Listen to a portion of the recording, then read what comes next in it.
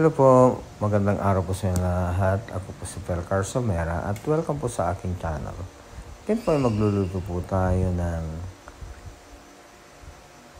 pig small intestine. I-deep fry po natin siya sa half gallon. So make sure naman po panoorin hanggang dulo at maraming pong salamat uli sa inyong papanood.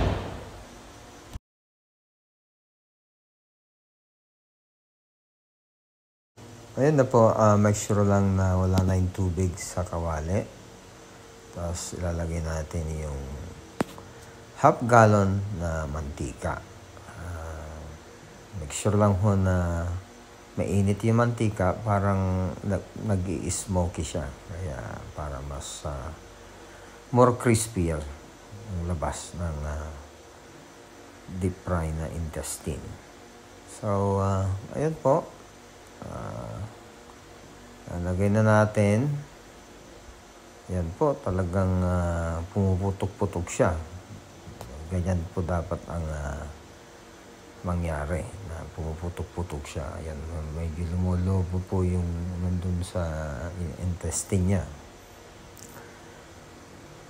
Ayan po. At ngayon tatakpon natin siya para wag lang matalsikan ng mantika.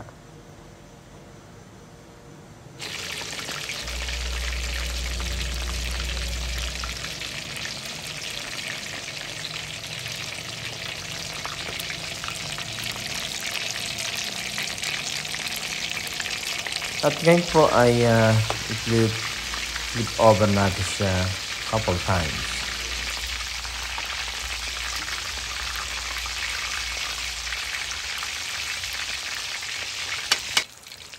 So ayan na po, na-fried na siya at maraming salamat po ulit sa inyong papanood at sana po ay patnubayan po kayo ng poong may kapal. God bless.